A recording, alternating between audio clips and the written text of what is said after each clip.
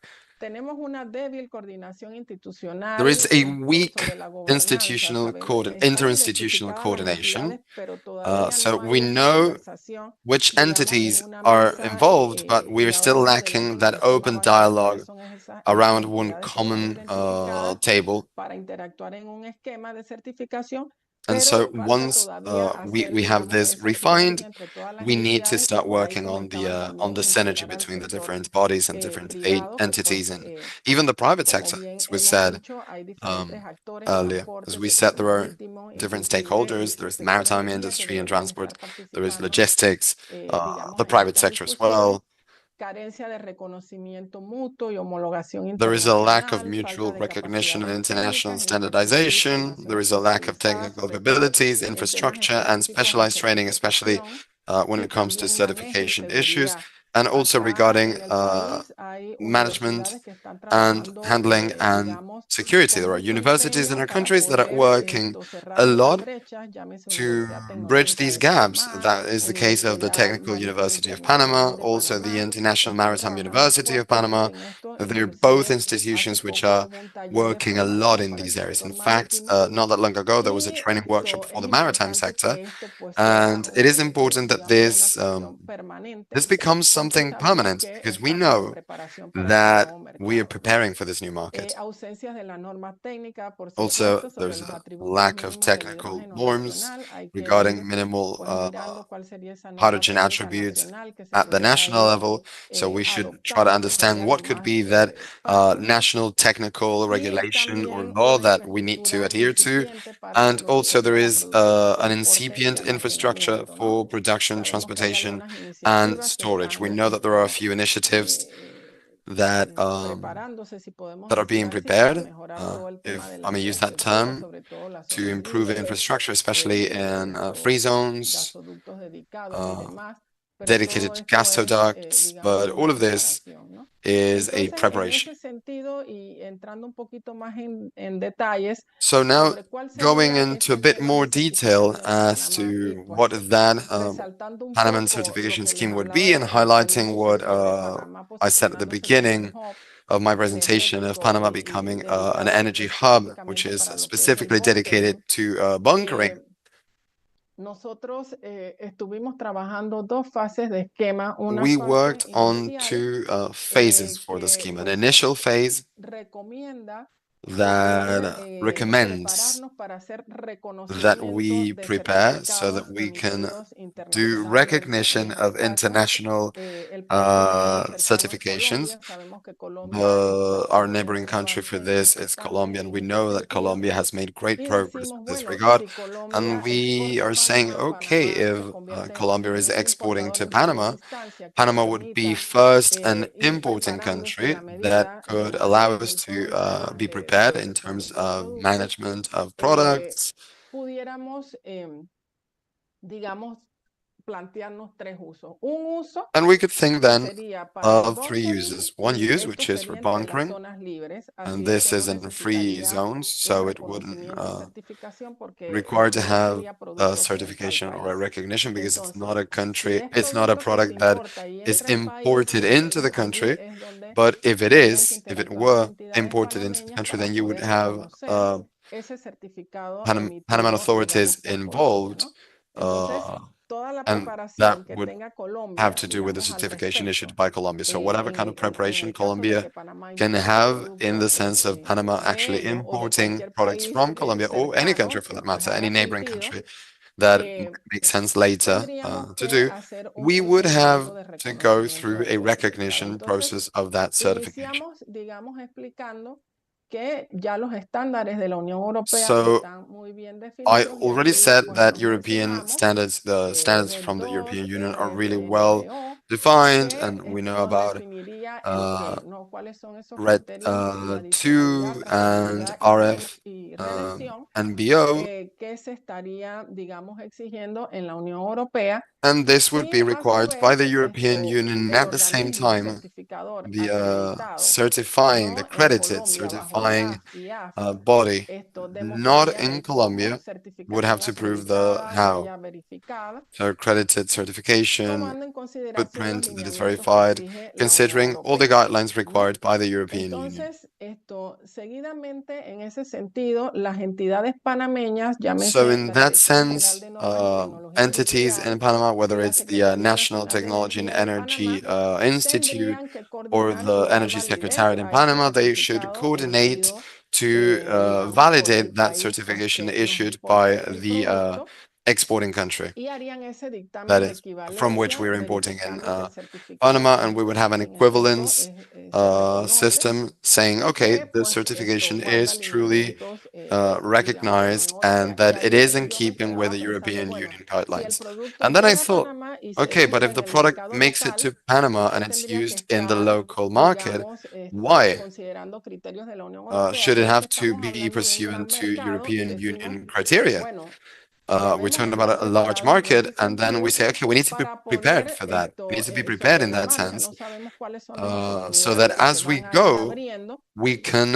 Y es embrace any importante estar opportunity that preparados para may eso. come our way, and we Porque have to be en el ready for sentido, that. y esto en el sentido de que si Panamá importa So productos de if un Panama país is y se importing da de products uso from a internamente, neighboring bueno, country for quizás internal use, well, sí, maybe no, es importante que esté, digamos, bajo los estándares de it la Unión would be Europea, porque si el caso está, interesting for that to se van follow abriendo los European mercados y Panamá standards. exporta también de And as esos markets productos, open entonces up ese and Panama certificado starts también debería exporting these estar, same products, digamos, then those reconocido. Así es que lo certifications should importante es be que trabajemos recognized. sobre un So what norte matters is that y we have a esos northern star criterios to que follow, and definen, that these criteria digamos, el qué, que en that este caso define the hablamos de los what, requisitos que exige la Unión Europea. which are the Y requirements luego en given otro by the nivel European tenemos Union. las At another entidades, por level, we ejemplo, el have Centro Nacional de entities Meteorología, such el as Ministerio de the Ambiente, National que serían Meteorology aquellos Center and the que Ministry of Environment, which would verificarían be datos en el two bodies certificado that would be de verifying pureza, data licencias in ambientales y purity validan la parte certifications, técnica y environmental regulatoria. licenses, and that would be Y validating aduanas, que the pues technical es, and regulations digamos, of y la side of Autoridad things, and Marítima then de Panamá, que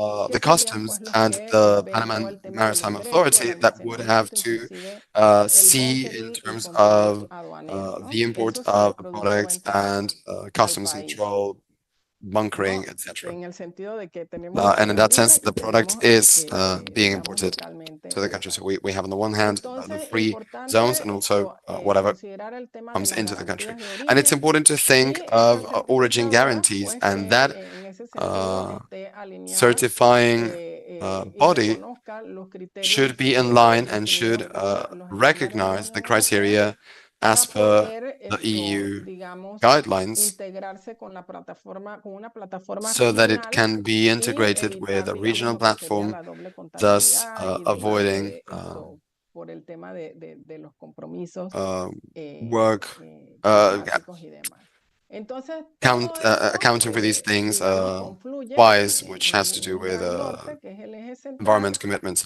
All que of es this básicamente la has to do with importación de one ese main axis, producto which a is the Panamá. import of that product to Y Panama, pues into una vez Panama. se dé todo este proceso, And once the se whole libera el process producto y is se done, the mantiene, por product supuesto, la trazabilidad is y good to verificación go. por la And of Unión course, you Europea en need el to caso de que keep se exporte traceability.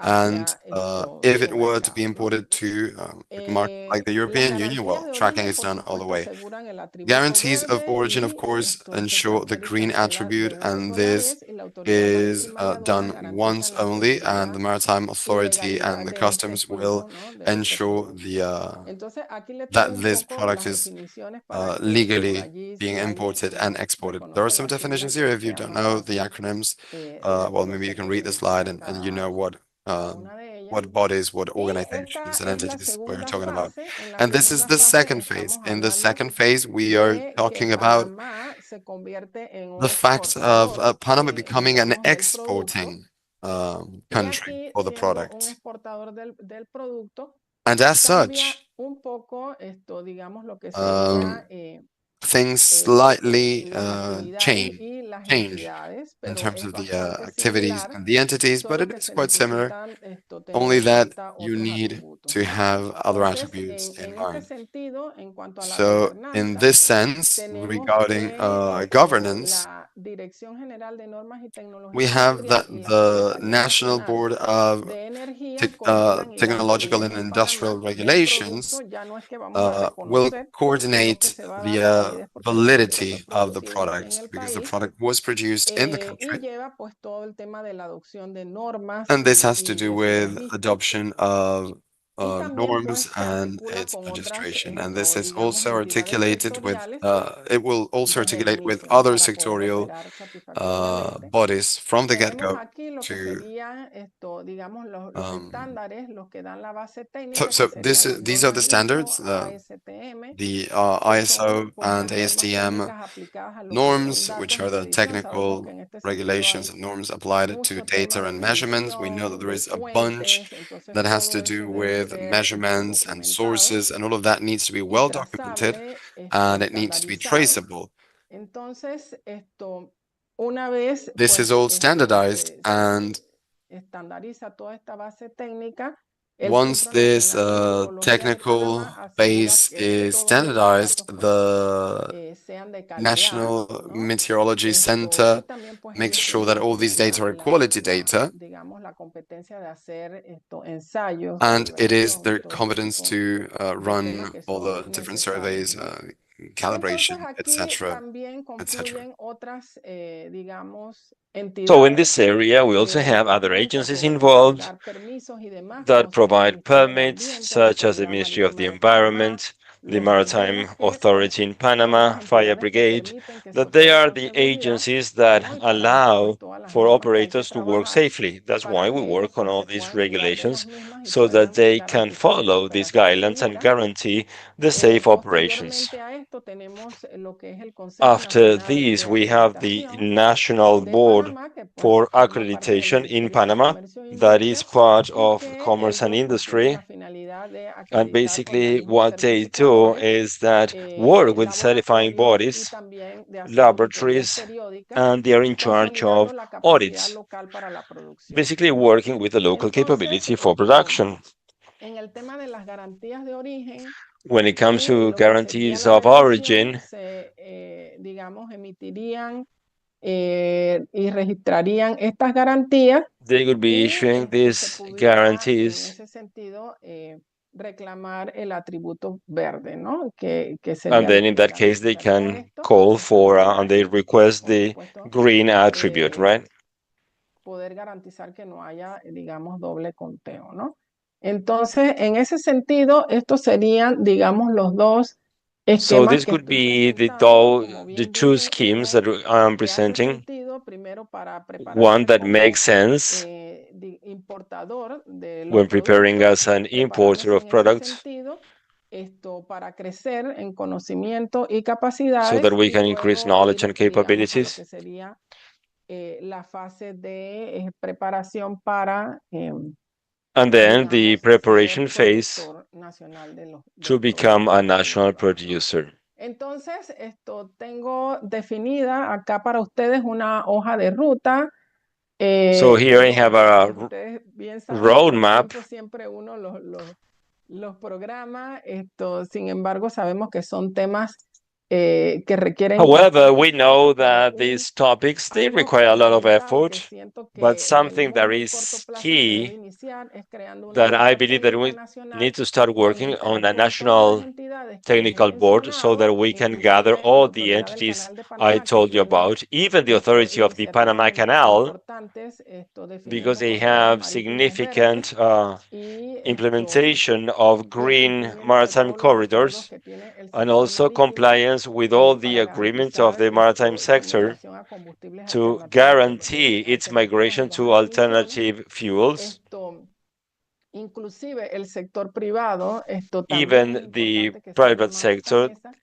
it Y is important that we para set up elaborar lo que this sería el procedimiento de table with evaluación all de la the conformidad. stakeholders to En este assess procedimiento de conformity. evaluación de la And conformidad with this estaríamos process abordando la of primera conformity fase del assessment, we esquema would be dealing propuesto, with the que first stage of the scheme sería para proposed. importar producto.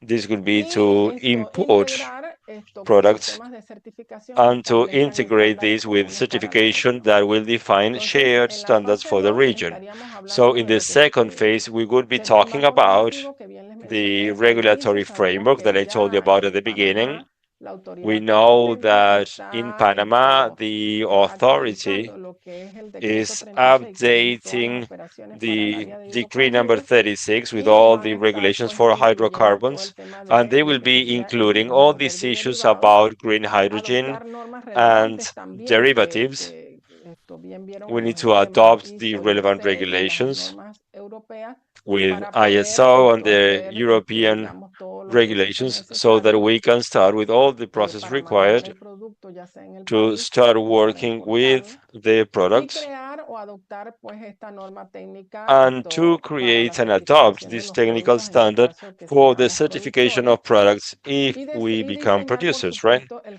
And reglamento also nacional de to garantías de design the origen. national En una regulation fase 2 for estamos hablando de guarantees of infraestructura y origin. trazabilidad, definir We las can also zonas talk about para infrastructure and bunkering y traceability. We need almacenamiento, to define the donde zones pues for deben storage and unirse las bunkering. entidades como la Autoridad Marítima de There Panamá, we're la going to Autoridad have Nacional the de Maritime Panamá, Authority in Secretaría de Panama, Energía y the Panama Ministerio de Canal Ambiente, Authority, y crear pues esta plataforma que hemos hablado que dé and then we're going to trazabilidad, create this digamos, platform a we todos los mentioned for the procesos traceability y of all the fortalecer, por processes, supuesto, and lo que also sería to strengthen el Centro Nacional de Metrología, que the son los National encargados Center de of todo el tema Metrology that will be in de charge laboratorios, of medición y working demás. with En laboratories, una fase measuring, 4 estamos etc. hablando de In a pilotos, que de fourth allí se ha area, we're going to hablado be mucho talking hace 2 about semanas, pilot programs. ya que se está Some hablando weeks de ago, we importar, talked about pudiéramos estar this. hablando inclusive Since de hacer people are talking pilotos about importing, well, we may have some nacionales de pilot programs for that certificación. at En este national level. caso, pudiéramos hacer inicialmente de reconocimiento de certificado extranjero First, we can y recognize international por or supuesto foreign estableciendo certificates, estándares comunes of para lo course, que defining sería la shared producción y standards demás, for the y la production and other certificación y aspects, comercialización, y and pues certifying ojalá y que todos los commercialization. países estemos, So let's hope that digamos, we can do that. digamos, sobre una misma base, que es un poquito lo que está buscando el estándar de That what certificación is que we're se trying to estaba find that hablando national en standard of las reuniones, certification. donde algunos países son, digamos, miembros, pero pues está en una fase inicial, que es CERTILAC. We're in an Y initial también stage of this lo que sería process. la prueba de importación, And bunkering, also the certificado, import evaluación testing, técnica y bunkering ajuste regulatorio, certificates, pues technical evaluation finalmente and pues regulatory por todo adjustments. este testeo que se está haciendo, eso Well, because permite of all todo this este tema testing de that los would aspectos allow us to work regulatorios. with this Y en una última regulatory fase, lo que adjustment. And in sería the la last operación stage, formal de all un the sistema, formal ¿no? operations Haciendo ese of a lanzamiento system, formal, really integrando making a como sistema formal de launch certificación and que integrating pues it as a establezca estándares certification comunes program para la región, que eso that facilitaría mucho lo will que make sería un everything mercado easier, regional, especially when y dealing así with pues regional todos los markets. países puedan ser competitivos y parte de nuevo modelo de negocio. Y lo que sería pues finalmente las auditorías y reconocimiento And then internacional. we will have the Así audits and es international que recognition. para terminar, tengo la So just to última wrap up, fase, ya then this is sería la my exportación last phase that would certificada, be certified ya pues exports, posicionándonos como productores, integración a corredores marítimos then verdes, pues somos integration productores, nos to green integramos a los maritime corredores marítimos corridors, verdes y por supuesto que la razón de ser de esto es la producción and nacional. of course Entonces that we acá would have estamos hablando national de unos 10 production. años. And here we're talking about Entonces, 10 years por pues toda la dinámica que conlleva esto y la preparación. and all the things Así that es we que con will esto, include pues, here. les doy un pantallazo de lo So que es la with situación en this will Panamá be a general y overview of the muchas situation in gracias a Panama. todos, pues, And por thank escucharnos you y very much, por everyone, for allí, listening si to tienen us. alguna retroalimentación, es muy If you bienvenida. have any feedback, Posteriormente please estoy let a la me know. orden también. Muchas gracias, Marta. Thank Fue muy you very interesante much, ver cómo Marta. utilizas That was diferentes very temas a cada interesting to uno get para to know seguir that we have mejorando two para different nuestros options for productores scheme, one que for ofrece producers, one mucha for diversidad. exporters. Con Thank todo you. esto, With all vamos a this, continuar con las we will recomendaciones para la continue with implementación de esquemas recommendations for the nacionales en implementation otros of países national de la schemes región. in other La countries in the presentación va a estar region. a cargo A del consultor presentation nacional by the Fernando national Medardo. consultant of Muchas Medardo. gracias, David. Marta, si podrías dejar de compartir, por favor.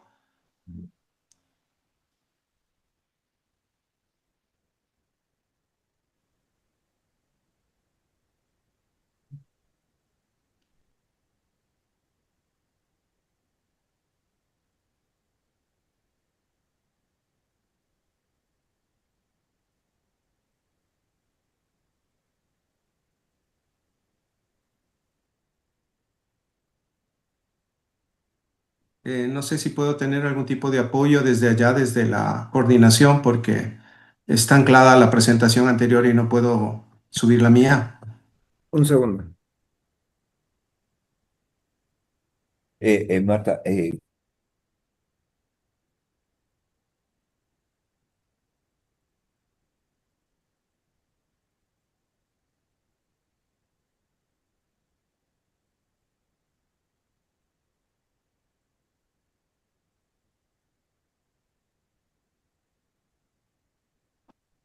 Ahí está.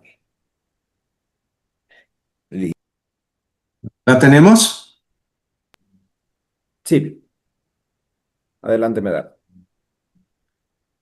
Bueno, muchas gracias. En honor al tiempo, pues Okay, so voy a thank you very much. And since we are running out of time, I will just estamos rush haciendo un through trabajo this. que tiene por objetivo, como ya se ha indicado, el desarrollar Our capacidades objective tanto here en el is orden to técnico como strengthen operativos y capabilities, funcional both en los países technical que deseen and incursionar regulatory en and este institutional proceso in the de countries that want to certificación de start hidrógeno, this process pero of hydrogen también certification. uno de los objetivos del But proyecto en el also, que one nos of the encontramos objectives es of this establecer una project ruta hacia un is to proceso de define certificación a regional. roadmap for a Debemos recordar certification que at regional ya level. existe una We need declaración to de 12 o remember 13 that países de we la have a región, declaration la of 12, declaración 13 countries circular in que the busca region, the establecer CERTILAC un certification procedimiento that de aims to certificación define a regional. certification Entonces, process at regional trabajo level. So, y esta presentación consiste en and identificar this ciertos presentation elementos is about comunes que ya se han identifying visto some en las diferentes common presentaciones de elements los that consultores we have nacionales already seen by para the national unificarlos en consultants una especie to de unify them recomendaciones que no se in a podrían kind of recetar porque recommendations los recetarios no funcionan that we cuando se can tratan de present adaptarlos together. a las realidades And of propias de course, los all países these que should son be totalmente adapted to distintos the unas de realities otras, of these sino countries. un menú de It is just recomendaciones a que tienen un menu of orden alfabético recommendations that will para end una up in a certificación regional. Para roadmap esto for a voy a regional pasar muy rápido certification. algunas recomendaciones. Now I Primero, will go algunos through lineamientos some en general. Aquí recommendations, lo que some nosotros general buscamos es guidelines. que los What esquemas we nacionales, want si to have bien here is that national cada uno schemes, obedece a sus propias even though realidades, se alineen they de cierta manera con unas respond to their own principios realities, comunes. they should be aligned with Regionales some son shared alcanzables principles at en regional cuanto a level transparencia en el manejo that de may be información, achieved through la the trazabilidad transparency del in proceso information de producción, traceability transporte hasta su of the primera production and certificación del transportation hidrógeno, la process, sostenibilidad y la sustainability, and interoperabilidad de los sistemas. interoperability of Obviamente these aquí systems. la meta de todos es So the llegar a goal here uniformizar ese is to esquema de try to certificación make de los this scheme países de available certificación regional of con the normas countries internacionales. together with Cada país, international como ya regulations. se ha podido evidenciar en las diferentes Every country has presentaciones, been adapta shown in the su different marco presentation, institucional y adapts their regulatorio a sus institutional propias framework and condiciones, the a sus regulations framework to their regulaciones own internas y conditions, prioridades nacionales. internal regulations and Y national una priorities. recomendación de carácter And general es que a podemos general avanzar de recommendation manera is that we gradual y can move ordenada, forward primero gradually and construyendo in a procesos coordinated de fashion, first by certificación nacional building para luego national irnos certification incorporando processes so that progresivamente then a we un can sistema progressively de incorporate certificación to regional. a ¿Cuáles son los regional elementos certification scheme. comunes que hemos And identificado what are en some el of the estudio, en common las elements that presentaciones we que have hemos identified realizado? in the Primero, study es and the presentations that we indispensable have seen? designar una First and autoridad foremost, nacional it is competente necessary que to pueda have a actuar en todo competent el national proceso. authority Esa that is responsabilidad responsible for puede the whole recaer en process. los ministerios That de Energía, Medio responsibility could Ambiente y be Renovables. in the ministries Segundo, of dada energy, la diversidad de environment, actores, es or importante crear similar un comité parties. It interministerial is de also hidrógeno, important to have an porque si bien interministerial puede committee estar for bajo el paraguas hydrogen, de because energía, even though it pero may aquí be hay under the múltiples umbrella of instituciones, por energy, there are ejemplo, bajo multiple CDR, en el institutions that ejemplo de come into play. We Panamá. just saw that in Entonces, the case of esta Panama. mesa donde So todos conversen, dialoguen y se this entiendan es fundamental. conversation Tercer has to elemento, be really trazar well la cadena, coordinated. definir A funciones, third element is hasta to dónde define llega y de dónde functions, comienzan to las trace tareas y the lines of responsabilidades action. de What cada are the uno de los actores. responsibilities and the tasks Luego, of each estamos of the hablando de una stakeholders? mesa técnica Then we're regional de talking about a certificación. Y regional esto ya hablando certification de of contexto regional regional, ¿no? technical Sí board, es and this is in the importante que los regional actores context. So conversen a nivel interno de los it is países. important for Esto the igual different o más actors to importante si hablamos de coordinate their una work within the certificación country. regional Well, if we're es talking que about a los países regional conversen y todos certification, los the actores conversation between involucrados the different conversen. Por countries with the eso es que corresponding una de actors is estas even more important. And that propuestas is why es one crear of our esta proposals mesa técnica is to regional create de this certificación. Y certification, luego, un this elemento regional que certification no es technical menor, board. muy importante, And another element is to promote the integration of crediting labs and bodies. Griselda, in her presentation, made it clear that one of the main concerns is how much the certification process costs and how these costs could affect the competitive edge of producers in the region compared to international markets. So a way to optimize costs is through integration. It is creating regional labs and regional crediting bodies that could be of great help to those countries that do not have the conditions, or they're not willing to create new institutions or create new instances and to have and to afford the cost that is necessary in this kind of processes. Then we have regulations. It is always important to discuss an act or a regulation that will be an umbrella of all this process. And there's a law, decree, regulation, whatever you want to call it, needs to have some key elements. First, we need to define the type of hydrogen that we are discussing. We have spoken about the whole array of shades of hydrogen and colors of hydrogen. So if we are talking about the European guidelines, we need to define, okay, which is the emissions factor for that hydrogen. Also, the assessment of the life cycle. David talked about it in his preliminary presentation.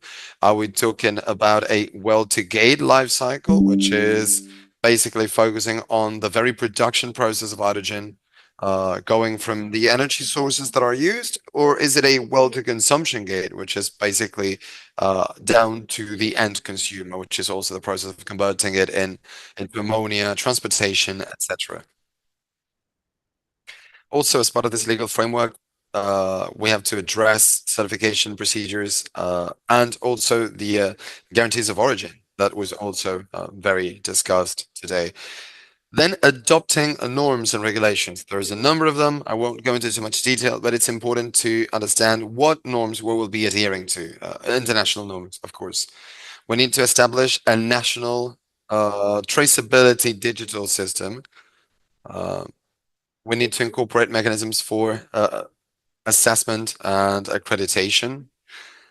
Then we have sustainability, both technical and economic sustainability. Griselda also talked about that. We need to have a base of staff that has the due training to carry this out. And so one of the proposals is, okay, first let's train the staff. Let's create national training programs. Let's integrate universities, technological centers. And how are we going to get the funding for this? Well, that's where you need to create national certification funds. We are proposing as part of our regional roadmap the creation of Conserved, which is the regional fund for capacity building, always with the perspective of understanding that the impact for each country will be minimal. And how can we achieve this? How can we make this the case? By creating regional funds, by creating regional labs, by creating regional training centers, etc. And a key element here is incentives, especially in the early stages of it, because incentives need to play a key role here. And the idea is that in the short and the long term, the certification system needs to be self-sustainable from the financial point of view. But to start, this sustainability cannot be achieved in just a couple of years. It is necessary for us to get these tax or financial benefits, and public-private partnerships will definitely be a key element as well, just like in any other process of the energy transition. And finally, we need to move from national systems to international recognition. It is not enough for us to have all the institutions and technical and capability scaffolding if we don't fulfill the last stage, which is the recognition of international markets of our certification processes at the national level in each of our countries. We have, of course, said that the first and big goal that we have is the European Union market, because it is the market that, as part of its strategy, talks about importing green hydrogen to meet its demand. But we also have the UK, we have Japan, Korea, and the US, which has been mentioned. So if we want to have this recognition, we're talking about this regional technical board, and we require the active participation of different countries and the different actors in the coordination instance, and also very importantly, we need to develop pilot programs. I think that it was in Carol's presentation, that she talked about the importance of having pilot programs to see how all this scheme works, which can be really well designed in paper on a PowerPoint slide, but we need to see how it works in practice. And for that, pilot programs are of utmost importance because they will pave the way and they will say, okay, you need to make these adjustments. This is what you're doing right. This is what you're getting wrong. And this is fundamental. We need to have mutual recognition agreements between Latin American countries. If we think about making it to the European market, the very least that we can hope for is that we will have that kind of agreement between the countries in the region. And for that, we are proposing a process that goes all the way to 2040 in 3 stages. I won't describe each stage in detail, but there is an initial phase where the goal is to set out the whole institutional regulations and legal base that is required. A second phase to 2035, where we begin to work with the different national systems and the regional certification system, and a final stage, which is the mass incorporation of countries. So the previous stage referred to these countries that we have identified as pilot countries or pilot projects. The 4 countries that have presented today, plus other countries that could join the list. But the idea is that in the final process, we would have up to 10, 15 countries as part of this certification process. Some final remarks that I would like to share. Coordination spaces are always important. If we have a declaration of countries at CERTILAC, we need to work together. Technical and financial cooperation by organizations and bodies like OLADE, the European Union, multilateral banks, agencies. This is of utmost importance to ensure the sustainability of the project and also the interoperability at the international level. This certification level has a clear goal, which maybe this is where I should have started, which is to strengthen the creation of local value chains. The underlying goal of all of this is to leverage all that huge energy power and energy richness that we have in the region in order to create value chains that will help our economies grow through and by generating employment and also further opportunities, especially for our youth. So we're not just talking about something that is predominantly technical. We're talking about a strategic integration bed at the regional level. We're talking about innovation and we're talking about sustainability. So when we talk about regional integration, the first thing that comes to mind is the lines of electric grids across the borders, but there are other elements that are equally strong to foster and to allow for the right conditions for interregional cooperation like this project. That's all I had to share with you. Thank you so much for your attention. Okay, thank you so much, Medardo. That was a very interesting presentation. I think that you managed to bring together the ideas of the 4 pilot countries, so that was great. With that, we will be wrapping up this session, and I will give the floor to Fitzgerald Cantero for him to give us his closing remarks. Thank you so much, David. Thanks a lot to everyone. I think that the workshop has been extensive, which only showcases the amount of work that has been done and the great many contributions that all the team has to share with the rest, all the professionals that have worked so much from their countries and in the region. I think that Medardo's final message really shows us that we have this regional picture of how much we have done and where we're looking towards. So I don't want to steal any more of your time. I have nothing left to do but to thank you and to stress what I said at the beginning, that this is an important work that has been a very positive milestone for the region regarding this issue that concerns us all and that we are so interested in because it is fundamental. And this opens the gate for more research and more work because we need it. We need to widen our scope and we need to focus on other experiences in other countries in the region. And also, of course, looking at the possibility of low-emission hydrogen and its derivatives could eventually become a big commodity that our region sells and exports to the rest of the world. So we need to understand really well how to do it, when to do it. So thanks a lot for your time, for your participation. And let's keep working on this. As we said, and a few weeks ago, we mentioned it. We have so much to share still. Thanks a lot to everyone.